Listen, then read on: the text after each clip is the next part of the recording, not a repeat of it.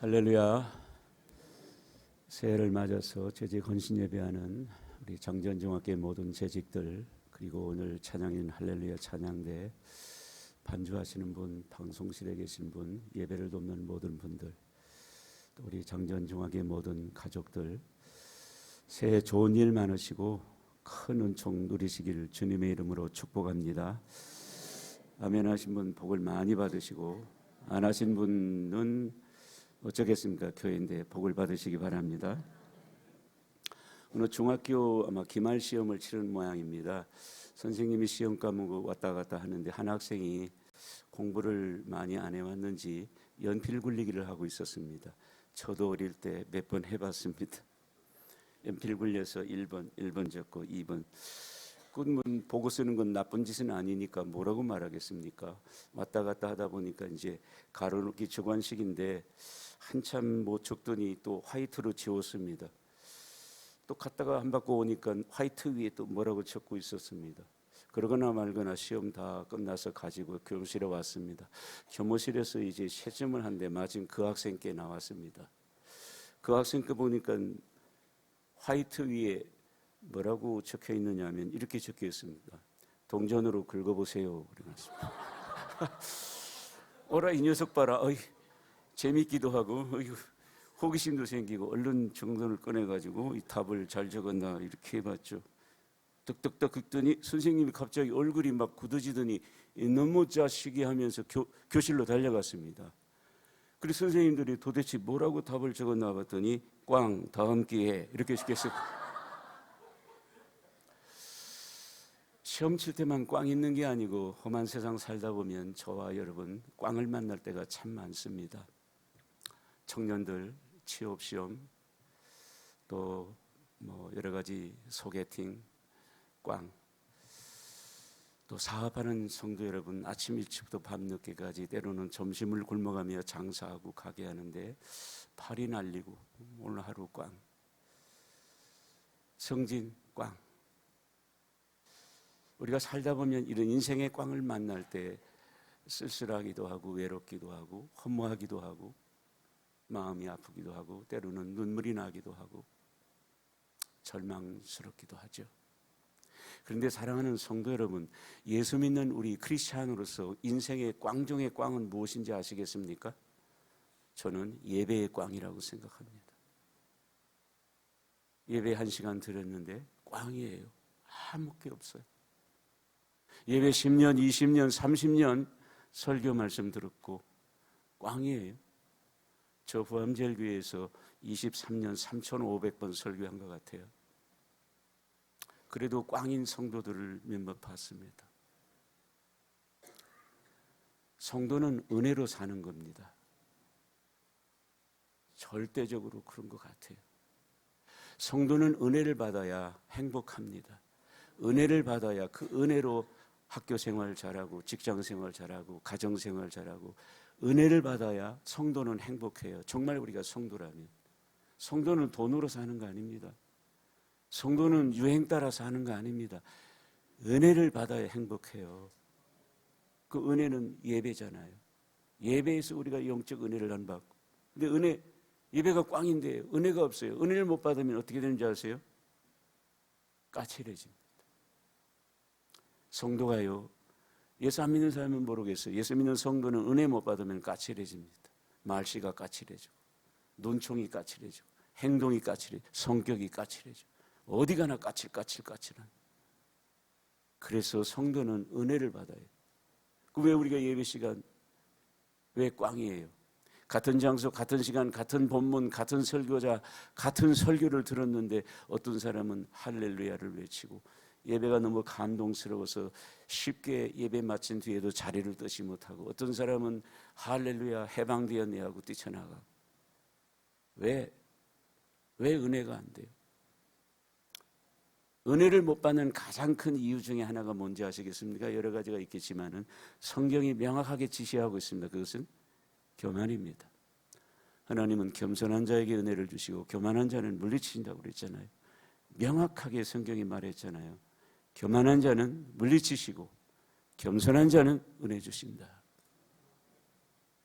처음 예수 믿고 나서 나이가 들어가고 직분도 집사, 장로, 권사가 되고 경험도 많고 사회적 지위도 있고 목사를 보니까 손조발이라 아이고 또 우리 손조발 같은 그렇게 마음이 높아지면 은혜가 안 되죠. 여러 가지 이유가 있겠지만 가장 큰 결정적인 이유는 겸손하면 은혜 받아요. 이 강단에 누가 서든 이 앞에 누가 찬양 인도하든 이 자리에서 누가 기도하든 누가 서든 간에 겸손하면 반드시 은혜가 임해요. 하나님의 약속이잖아요. 겸손하면 은혜 주신다 그렇잖아요. 나는 우리 장전중앙교회 이 강단이 은혜의 샘솟는 강단 되기를 축원합니다. 그것은 설교 잘하기보다는 여러분 자신의 겸손함에 달려 있습니다. 그래서 여러분 마음 안에 그 은혜가 늘 마르지 않으면 행복해요. 안 먹어도 배불러요. 월급이 좀 적고 새빵살에 살아도 나는 행복해요. 그런 찬양 부르며 살 수 있어요. 은혜예요. 오늘도 은혜 누리는 여러분 되시기를 축원합니다. 하나님 아버지 고맙습니다. 저 말씀 전하러 왔습니다. 잘 전하도록 도와주시고요. 저 목사 설교자지만은 설교자인 동시에 오늘 전도서 말씀을 들어야 되는 한 마리 어린 양임을 고백합니다. 그러니 하나님 저에게도 먼저 은혜를 주십시오. 장로님들에게도 은혜를 주십시오. 권사님, 집사님들에게도 은혜를 주십시오. 청년들에게도 은혜를 주십시오. 그래서 우리가 다 은혜 받고 행복하게 살도록 도와주옵소서. 몸이 아픈 분들이 여기 있습니다. 마음이 아픈 분들이 여기 있습니다. 불안한 사람, 슬픈 사람, 외로운 사람, 상처받은 사람 여기 있습니다. 하나님, 고통 중에 있는 사람, 이럴까 저럴까 결정 앞에 서 있는 사람 오늘 여기 이 자리에 있습니다. 혹시 오늘 말씀이 저들에게 실마리가 되게 하셔서 살 길 갈 길을 찾게 해 주옵소서. 설교는 하늘의 언어이기 때문에 통역이 필요합니다. 성령님이 통역해 주셔서 모두에게 은혜가 되게 해 주옵소서. 그래서 평소에 듣던 한 단어 한 문장이라도 은혜가 되어서 한 주간 한 달 1년을 살아가는 생명의 양식이 되게 해 주옵소서. 예수님의 이름으로 기도드립니다. 아멘. 최혜준 씨 한때 국민 가수였는데 그분이 부른 노래 중에 하숙생이라는 노래는 이렇습니다. 인생은 나그네 길 어디서 왔다가 어디로 가는가. 구름이 흘러가듯 떠돌다 가는 길에 종일랑 두지 말자 미련일랑 두지 말자. 인생은 나그네 길 구름이 흘러가듯 정처 없이 흘러서 간다. 최혜준 씨는 인생을 나그네 길이라면서 두 가지를 묻고 있습니다. 첫째, 인생은 어디서 왔는가? 둘째, 인생은 어디로 가는가? 요약하면 인생이란 무엇인가? 묻고 있습니다. 주님의 기쁨인 사랑하는 장전중앙교회 성도 여러분, 오늘 헌신을 다짐하는 재직 여러분, 젊은이 여러분, 여러분에게 오늘 아침 진지하게 묻습니다. 여러분, 인생이란 무엇입니까? 진지하게 이 문제를 한번 생각해 보신 적 있으십니까? 인생이란 무엇입니까? 제가 가장 지혜롭기로 소문난 솔로몬 왕을 찾아서 물었습니다. 왕이시여, 인생은 무엇입니까? 솔로몬이 본문에 답이 있다 말씀하셨습니다. 5절 말씀 보시기 바랍니다. 사람이 자기의 영원한 집으로 사람 돌아간답니다. 7절 말씀도 보시기 바랍니다. 흙은 육체는 땅으로 돌아가고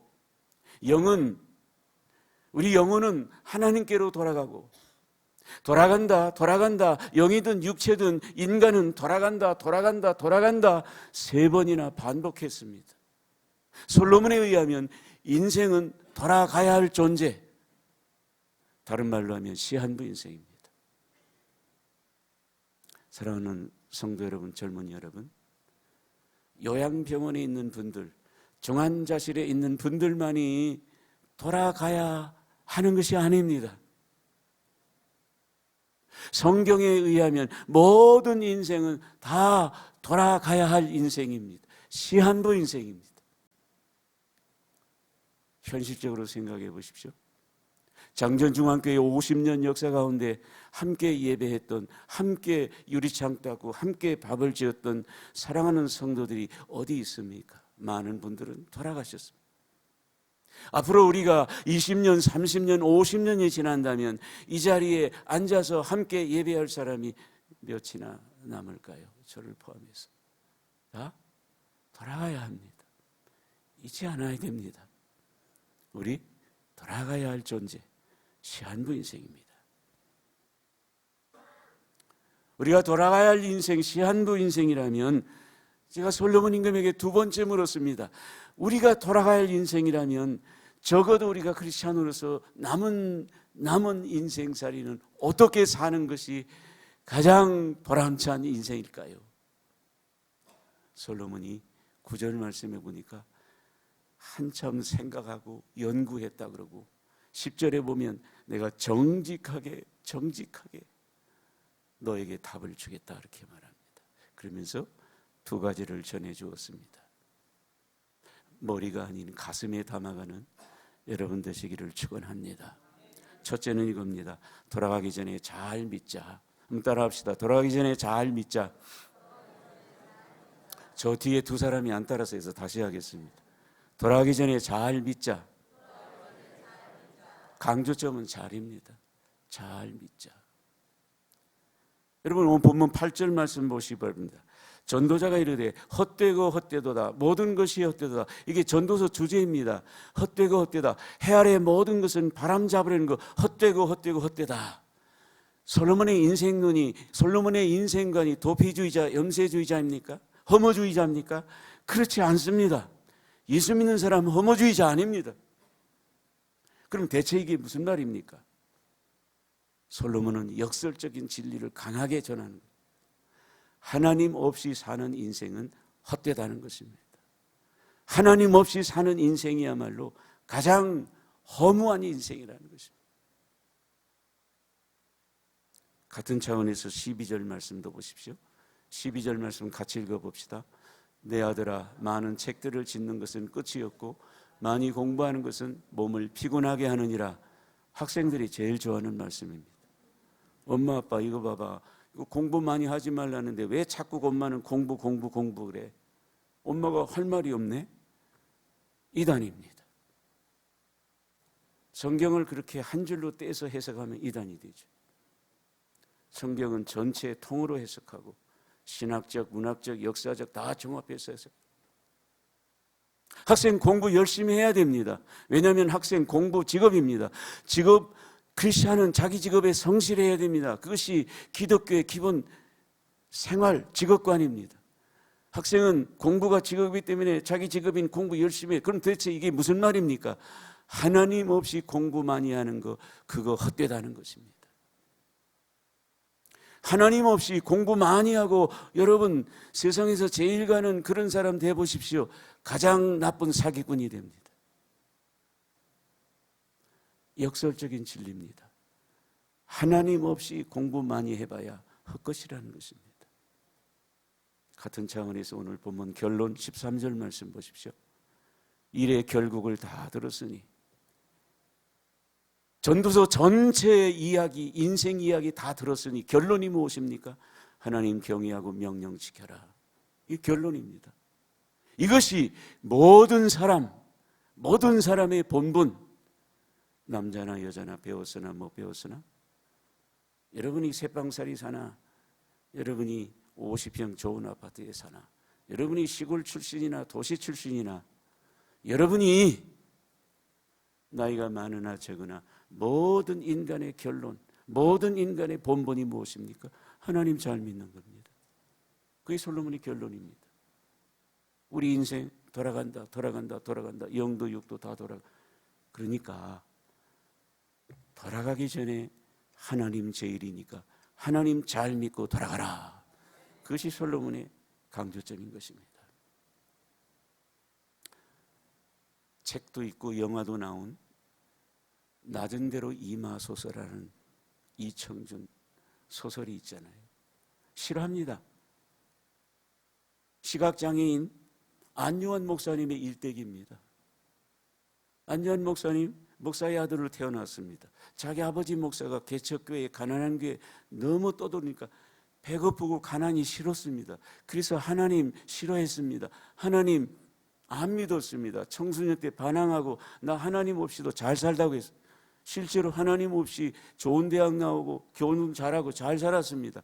그런데 어느 날 갑자기 시력이 사라졌습니다. 아내도 가족도 떠났습니다. 혼자 남은 깜깜한 세상. 그때 예수님이 다시 찾아와서 만났습니다. 그리고 그의 인생이 변하죠. 나 같은 시각장애인이 위해서 내가 살아야 되겠다. 신학을 공부합니다. 그래서 시각장애인들을 봉사합니다. 그러다가 새 사모님을 만나고 그 새 사모님, 저 새 사모님의 도움을 받아서 엄청난 사역을 시작하십니다. 그래서 전 세계적으로 수백, 수천 번의 놀라운 역사를 일으키고 저분이 말합니다. 나 보고 안 보고 그 의미 있는 거 아니야. 사모님 어떻게 만났느냐. 인터뷰 기사가 그렇습니다.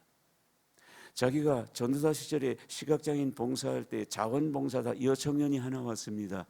대학교 4학년입니다. 이 여청년이 봉사를 계속하다가 어떤 마음이 들었는지 이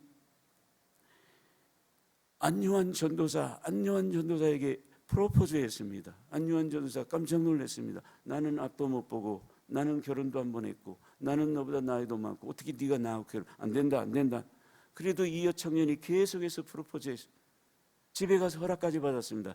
여러분 집에 가서 어떻게 허락받았겠습니까? 이 여청년이 집에 가서 엄마 아빠 나 결혼할 사람 생겼어. 너 누구냐? 아이고 좋아. 누구냐? 나보다 나이가 16살이 많아. 그러냐? 한번 결혼했던 사람이야. 뭐라고? 앞을 못 보는 시각장애인이야. 뭐라고? 여러분 같으면 여러분 딸이 그러면은 부모 여러분 결혼 허락하겠습니까? 안 하겠습니다. 허락한다 1번, 허락 안 한다 2번, 허락한다 1번, 허락 안 한다 2번. 1번이요? 2번입니까? 예? 솔직하게 말해보세요. 한다 안 한다. 한다 1번, 안 한다 2번. 나는 3번입니까? 절대로 안 됩니다. 솔직하게 말해서 절대로 안 됩니다. 내 눈에 흙이 들어가다니. 허락을 받았습니다. 어떻게 허락받았느냐? 안 되는 거죠. 보통 부모 같으면 허락이 되겠습니까? 안 되죠. 허락받았습니다. 어떻게 받았느냐? 수십 차례 해도 안 되는 거예요. 어느 날 아버지 옷자락 잡고 그렇게 얘기했대요. 아버지, 저희 집안에 저 말고 딸이 여럿이 있잖아요. 저 하나는 놓아주세요. 아버지, 저 말고 우리 집에 딸 또 있잖아요. 저 하나는 놓아주세요. 그랬더니 성령님이 어떻게 역사하셨는지 네 마음대로 하라 하고 나가시더래. 24살 여청년, 그 여청년에게 있어서 인생이란 무엇입니까? 시집 잘 가는 거? 대기업에 취직하는 거?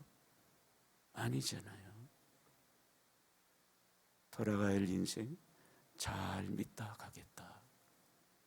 여리고성에는 라합이라는 여인이 살고 있습니다. 라합, 우리가 아는 대로 기생입니다. 기생, 술 팔아먹고 삽니다. 몸 팔아먹고 삽니다. 예나 지금이나 기생은 그 시대의 가장 밑바닥 천한 인생입니다. 어느 날 이 기생 라합의 집에 이스라엘 정탐꾼 간첩 2사람이 왔습니다. 이 간첩 신고하면 나라의 포상금 훈장 받습니다. 아마 다음 날 텔레비전 나오고 신문에 대서특필하고 유명인 인기가 되고 성공할 수 있습니다. 그러나 숨겨주다 발각되면 자기 목숨, 부모 목숨, 일가 친척까지 다 죽습니다. 지금 라합은 가난하게 삽니다. 천하게 삽니다. 기생입니다. 그럼에도 어떻게 죽음을 무릅쓰고 그 포상을 무릅쓰고 숨겨주었습니다. 라합의 말을 직접 들어보십시오. 여호수아 2장 11절 말씀 같이 읽어봅시다. 너희의 하나님 여호와는 위로는 하늘에서도 아래로는 땅에서도 하나님이시니라. 이게 라합의 고백입니다. 하나님 때문이에요. 너희가 믿는 하나님, 하늘에서도 하나님이고 지상에서도 하나님이다. 하나님 때문에 그랬다는 것입니다. 당시 여리고성에는 교회도 없었습니다. 목사도 없었습니다. 성경책도 없었고 기독교 방송도 없었습니다. 여리고성에는 아무것도 없었습니다. 다만 성 밖에서 들려오는 이스라엘 사람들의 하나님 믿는 신앙의 소문만 들었을 뿐입니다. 그래도 이렇게 좋은 믿음 가지고 있습니다. 기생 라합에게 인생이란 무엇입니까?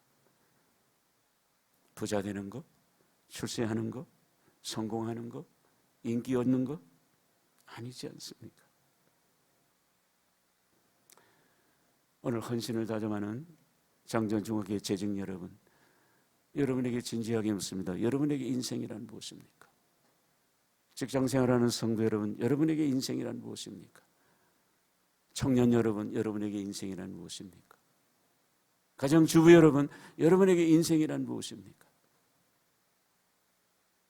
제 얘기는 오해하지 마세요. 출세하지 말라, 성공하지 말라, 승진하지 말라는 게 아닙니다. 서울에 10년차 직장생활하는 제 딸이 있는데, 막내가 있는데 처음에 대리 됐다, 그 다음에 과장 됐다, 작년 말에 팀장 됐다고. 아빠 나 팀장 됐어. 여러분 보세요. 1번 제가 기뻐했다, 2번 안 기뻐했다. 1번이요 2번이요? 예? 1번 기뻐했다, 2번 안 기뻐했다. 예? 이거는 3번은 없습니다. 기뻐했죠. 기뻐했습니다. 친구들에게 밥이라도 사고 싶습니다. 저는 목회하면서 우리 교인들을 위해서 그렇게 축복 기도했습니다. 하나님 아버지, 우리 교인들에게 복을 주시려면 복이 10개라면 5개는 빼서 그들 자녀들, 손주들에게 주세요. 하나님, 저에게 복을 주시기 10개라면 그 복을 저에게 3개만 주시고 7개는 내 아들, 딸들, 손주, 손주들에게 주세요. 제가 그랬더니 교인들이 아멘 했을까요? 안 했을까요? 다 좋아했습니다. 나는 장전중학교 성도 여러분, 여러분들 사업 잘 되기를 축복합니다. 여러분 자녀들이 다 성공하기를 축복합니다. 승진하기를 축복합니다. 부자 되기를 축복합니다. 제 얘기는 성공, 부자 되지 말라는 게 아니에요. 제 얘기는 성공이나 부자보다 더 중요한 것은 잘 믿는 거다, 그 얘기를 하는 겁니다. 예. 부자도 출세도 성공도 승진도 다 해야죠. 그러나 그거에 함몰되어서 믿음을 잃으면 안 돼. 그거보다 더 중요한 것은 잘 믿는 거다. 얼마 전에 책을 보니까 소주 이야기를 합니다. 소주병 하나에 소주잔으로 몇 잔 들어가나 묻습니다. 재직 여러분, 소주병에 소주잔으로 몇 잔 나옵니까? 역시 경건하시니까 감히 소자도 생각 안 하시고 7잔 나옵니다. 왜 7잔이냐? 책이 설명합니다. 자, 둘이 앉아 소주 먹습니다. 이모 한 병 줘요. 한 잔. 한 잔 모자라네. 이모 한 병 더. 이렇게 합니다. 셋이 먹습니다. 이모 한 잔. 모자라네. 이모 한 병 더. 이렇게 합니다. 4시 먹습니다. 한 잔. 모자라네. 이모 한 병 더. 그래서 소주병에 소주가 7잔이라는 겁니다. 저는 그 얘기를 읽으면서 어떤 마음이 들었냐면은, 세상 사람들은 소주 한 병을 더 팔기 위해서 저렇게 머리 쓰고 전략을 쓰고 애쓰는데, 나는 예수 믿는 사람으로서 예수 잘 믿기 위해서 얼마나 애쓰고 얼마나 머리 쓰고 얼마나 노력하는가, 이런 탄식이 제 안에서 끌어올랐습니다. 한국의 아버지 목사님 같은 분이 한경직 목사님이시잖아요. 영락교회 목회하시고 은퇴 후에는 남한산성에 조그마한 거처 장만하시고 거기 계셨답니다. 명절이 되면 한국의 젊은 참 엘리트 최고의 목사들이 다 모여서 인사 갔답니다. 명절 인사를 마친 다음에 후배 목사들이 한 목사님 우리 한국교회를 위해서 좋은 조언을 부탁합니다. 한 목사님 자네들은 나보다 더 훌륭하지 않나. 자네들 가운데 수십만 명, 수천 명 그렇게 수만 명 목회하고 당신들 공부도 많이 했고 나보다 훨씬 똑똑한데 내가 뭐 할 말이 있겠나. 아이고 그래도 한 말씀 해주세요. 여러분 한경직 목사님이 한국교회의 미래, 한국교회의 장래, 한국교회의 다음 세대, 한국교회의 선교, 한국교회의 목회, 한국교회의 교육 얼마나 좀 하고 싶은 말씀이 많았겠어요. 그런데 안 하시고 딱 한마디 하셨대요. 그 엘리트 목사님 앞에서 이렇게 말씀하실 때 한번 따라합시다. 목사님들 저 뒤에 두 사람이 안 따라서 해서 다시 하겠습니다. 목사님들 예수 잘 믿으세요. 그 한마디 끝이었대요. 예수 잘 믿으면 목회도 신방도 선교도 다음 세대 다 된. 예수 잘 믿어. 따라합시다. 장로님들 예수 잘 믿으세요. 권사님들 예수 잘 믿으세요. 집사님들 예수 잘 믿으세요. 청년들아 예수 잘 믿어라. 예수 잘 믿으면 됩니다. 예수 잘 믿으면 학교 생활, 직장 생활, 사업. 여러분 라합이 죽었나요? 망했나요? 아니요. 여리고성 다 망해도 라합은 살았습니다. 라합은 살았습니다. 그 가정은 살았습니다.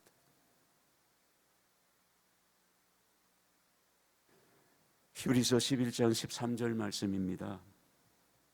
이 사람들은 다 믿음을 따라 죽었으며 이 사람들이 누구예요? 히브리 11장에 나오는 찬란한 믿음의 영웅들이잖아요. 다 유행 따라 살았다고요? 친구 따라 돈 따라 살았다고요? 아닙니다. 그들 뭐 따라 살았다고 고백합니까? 믿음 따라 살았다. 솔로몬이 오늘 우리에게 간증합니다. 우리 돌아가야 한다. 돌아가기 전에 잘 믿자. 이런 여러분 되시기를 축복합니다.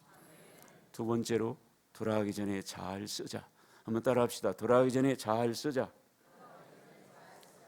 이번에는 앞에 두 사람이 안 따라서 해서 한 번 더 하겠습니다. 돌아가기 전에 잘 쓰자.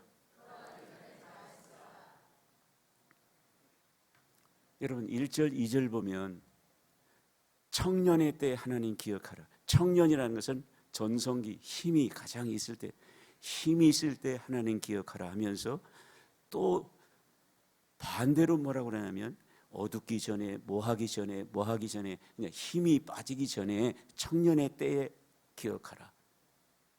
왜 우리가 힘이 있을 전성기 청년의 때에 하나님 기억해야 되는 줄 알아요? 요점은 이겁니다. 결론은 이겁니다. 세월이 우리의 힘을 뺏어가기 때문입니다. 3절 말씀 보세요.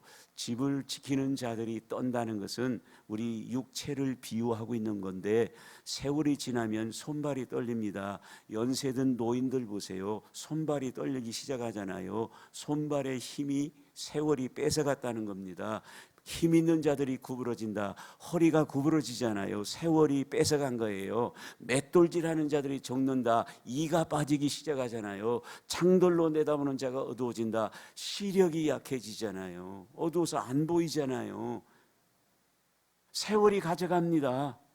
여러분 4절 말씀도 보십시오. 길거리 문들이 닫혀진다. 안 들립니다. 연세 들고 나이가 들면 세월이 우리의 청력을 가져갑니다. 그래서 노인들 앞에서는 큰 소리 해야 돼요.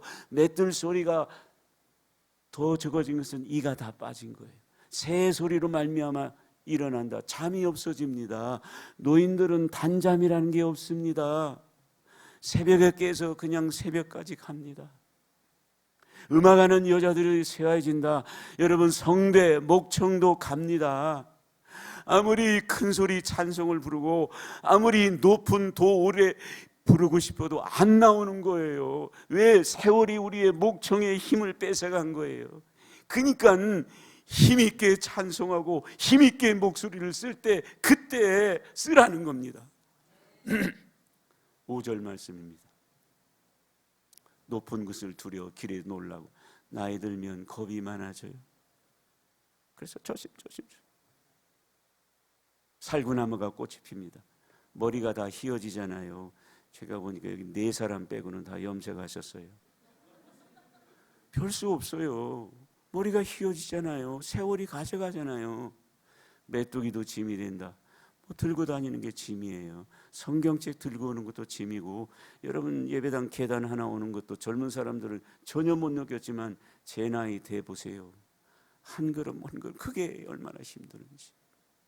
정력이 그친다 그래서 의욕이 없어요. 나이 들면 세월이 우리 의욕을 다 뺏어가요. 미래, 비전, 꿈, 앞날에 대한 게 없어요. 그래서 노인들은 다 옛날 얘기. 나 때는 그래서 애들이 어른들 나 때라고 그러잖아요. 의욕이 없습니다. 마지막에 어떻게 됩니까? 6절 7절 보세요.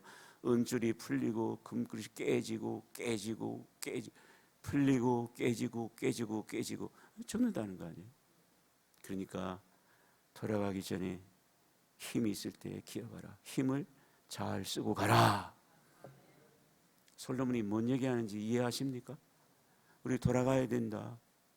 너 힘이 있을 때 괜히 세월한테 공짜로 뺏기지 말고 잘 쓰고 가라, 그 말입니다. 왜 우리가 잘 써야 되는지 아세요? 오늘 14절에 그랬잖아요. 하나님이 심판하시리라. 하나님이 심판하시리라. 14절 말씀. 어디다 쓰는 것이 제일 잘 쓸까요? 성경은 명확하게 2가지 말했습니다. 첫째, 내 마음과 뜻과 정성과 힘과 목숨을 하나님 사랑하는 게 첫째 큰 거고, 2번째는 이웃을 네 몸처럼 사랑하라. 명확하게 2가지 얘기합니다. 첫째 하나님, 둘째 이웃을 사랑하는 데 쓰는 것이 제일 잘 쓰는 거죠. 우리가 어떤 마음, 어떤 의식, 청지기 의식 가질 때 잘 쓸 수가 있어요. 베드로전서 4장 10절에 보면 거기 선한 청지기 얘기하는데, 선한 청지기 얘기하면 나쁜 청지기도 있다는 말 아니에요? 선한 청지기, 나쁜 청지기 차이점 무엇이에요? 선한 청지기는 이 모든 거 하나님이 맡겨서 내가 관리 잘해야 돼. 선한 청지기. 나쁜 청지기는 이 모든 거 내가 벌었어, 내가 피땀 흘려 모았어, 내 거야. 나쁜 청지기죠. 그래서 우리가 잘 쓰려면 내 모든 것은 내 생명까지 포함해서 내 것이 아니라, 내가 사는 동안 욥이 고백했던 것처럼 하나님, 나 빈손 왔다가 빈손으로 가잖아요. 하나님이 내게 맡기셨어요. 이런 청지기 의식 가질 때 잘 쓰는 거죠. 태국에 가면 코끼리쇼가 유명해요. 저도 한번 가서 코끼리쇼 봤어요. 한국의 목사님 몇 분이 친구들이 모여서 태국 코끼리쇼 구경 갔답니다. 정말로 막 확 모여서 조련사가 코끼리 한 마리 큰 거 데리고 와서 앞발 뒷발 뒤로 돌아 옆발 막 쇼를 하면 코끼리가 좋다고 하다가 마치면은 박수 받고 코에 바나나 물고 팁 주면 팁 물고 그렇게 들어갑니다. 그 목사님들 보는데 역시 코끼리 나와서 조련사가 앞발 뒷발 뒤로 돌아 옆발 어쩌고 저쩌고 다 따라하다 도리도리 하니까 이 코끼리가 갑자기 도리도리를 안 하는 거예요. 그리고 조련사가 당황해가지고, 당황해 앞에까지도 잘했는데 당황해서 청중들을 향해서 여러분 중에 이 코끼리 도리도리 시키면 내가 상을 주겠습니다. 근데 한국에서 오신 목사님 한 분이 저기 그 가겠다고 뚜벅뚜벅 나가는 친구들이 말렸어요. 창피하죠. 야야야 창피당한다고 뚜벅뚜벅 나갔어요. 나가서 떡 쓰더만은 코끼리 옆에 떡 서서 쫙 한동안 쳐다보더니 코끼리 귀를 딱 잡고 가까이 가서 한마디 했어요. 뭐라고 한마디 하는데 코끼리가 우와 하는 거예요. 그 청중들이 놀라가지고 우와 뚝뚝뚝 왔지요. 친구들이 물어봤어요. 너 뭐라고 그래서? 아이, 뭐 한마디 별로 안 했는데 네가 뭐라고 했잖아. 내가 한마디 했지. 떡 잡고 너 나랑 개척교회 할래?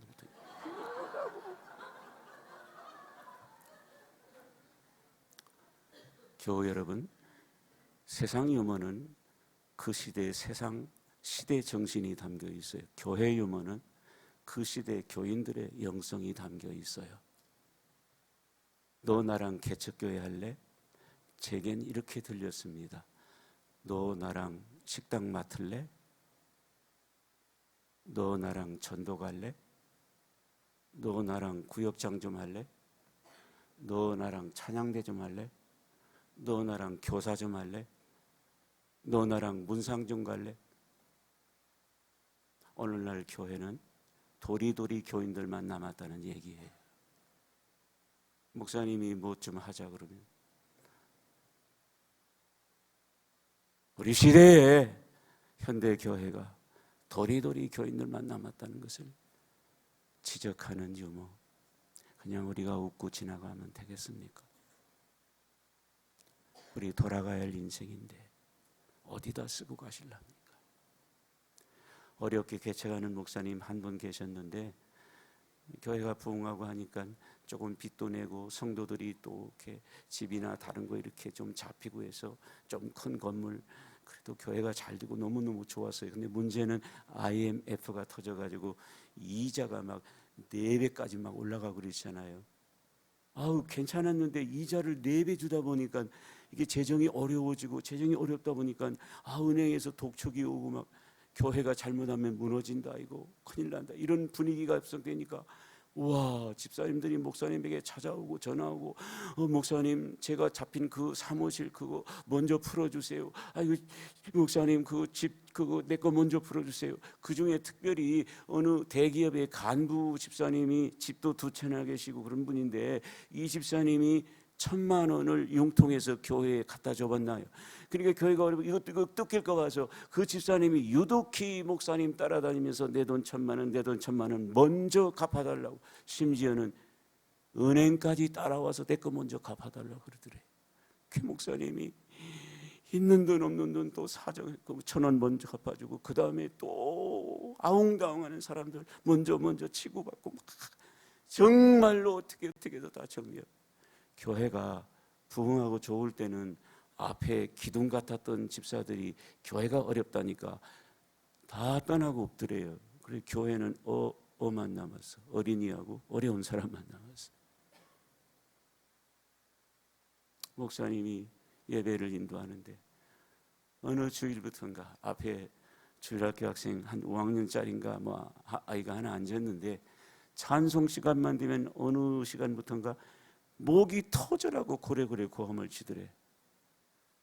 그 주일만 그런 게 아니고 그다음 주일도 이상하게 찬송 시간만 되면 막 목이 터져라고, 목사님이 앞에서 가까이 보니까 핏줄이 막 터질 것 같더래. 그렇게 땡깡을 치고 고래고래, 이게 잘못하면 예배 방해될 것 같기도 하고 막.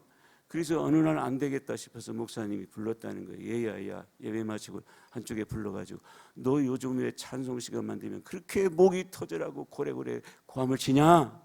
그랬더니 그 5학년짜리가 목사님을 이렇게 올려다보면서 이렇게 그래야 목사님이 힘이 나지요 그러더래요.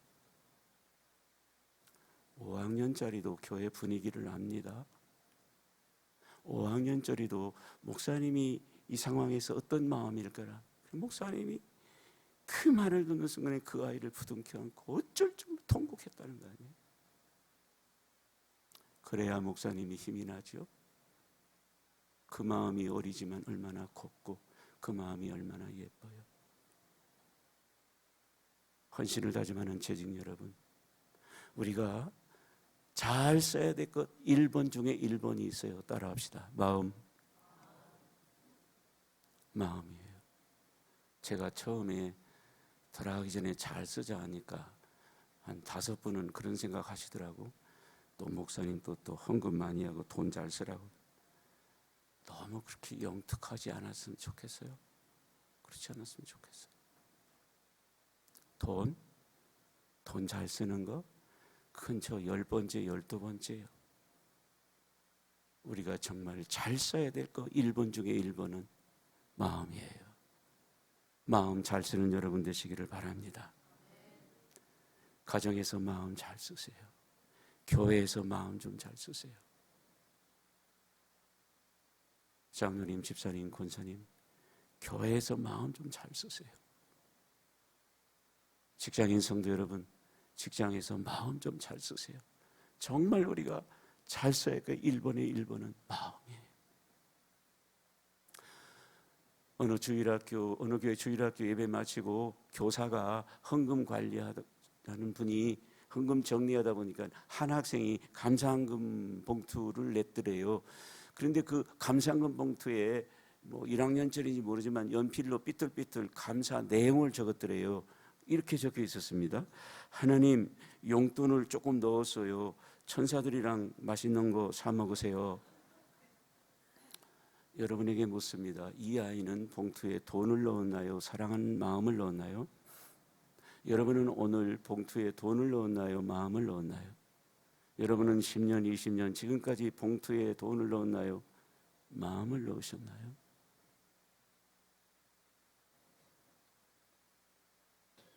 마음을 잘 쓰시기 바랍니다. 두 번째로 잘 써야 될 것이 있다면 은사입니다. 남다른 건강이 있다면 은사입니다. 남다른 시간이 있다. 은사입니다. 남다른 기술이 있다. 남다른 지위, 남다른 신분, 남다른 무슨 운전, 남다른 피아노, 남다른 뭔가 내게 있다면 그건 내게 주신 은사입니다. 그 은사를 잘 쓰시기를 축복합니다. 여러분 이마에 별을 누가 달아줬어요? 여러분 가슴에 훈장을 누가 달아줬어요? 여러분 부장자리, 차장자리 누가 시켜줬어요? 여러분 가게자리 누가 마련해 줬어요? 하나님 아니세요? 우리에게 있는 남다른 게 있다면 그게 건강이든 시간이든 물질이든 남다른 게 있다면 그 은사예요. 그 은사를 잘 쓰시기 바랍니다. 괜찮으시면 잠시 눈을 감으시고 머리를 숙여주시면 고맙겠습니다. 이제 말씀을 정리하고 마치겠습니다. 서두의 최혜준 씨는 하숙생이라는 노래에서 인생은 나그네 길이라며 두 가지를 물었습니다. 인생은 어디서 왔는가? 인생은 어디로 가는가? 한마디로 인생은 무엇인가입니다. 오늘 저도 헌신을 다짐하는 재직이 여러분에게 그리고 여기 있는 성도 청년 여러분에게 진지하게 묻습니다. 주님의 기쁨이신 여러분, 여러분에게 인생이란 무엇입니까? 제가 지혜왕 솔로몬에게 인생은 무엇인가 물었습니다. 솔로몬은 인생은 돌아가야 한다며 시한부 인생이라 했습니다. 그래서 제가 솔로몬 왕에게 두 번째 물었습니다. 돌아가야 할 인생, 시한부 인생이라면 어떻게 살아야 할까요? 두 가지를 말했습니다. 돌아가기 전에 잘 믿자. 돌아가기 전에 잘 쓰자. 교회 여러분, 저는 오늘 제 한편의 설교가 여러분의 인생관을 다 바꿀 것이라 생각하지 않습니다. 그러나 혹시 성령님이 도와주시면 오늘 한편의 설교로도 삶의 전환이 가능하리라 믿습니다. 주님의 희망이신 교회 여러분, 청년 여러분, 부디 돌아가기 전에 잘 믿읍시다. 부디 돌아가기 전에 잘 씁시다. 그래서 지상에서 근사하게 살고 천상에서 큰 복을 누리는 여러분 되시길 축원합니다. 좋으신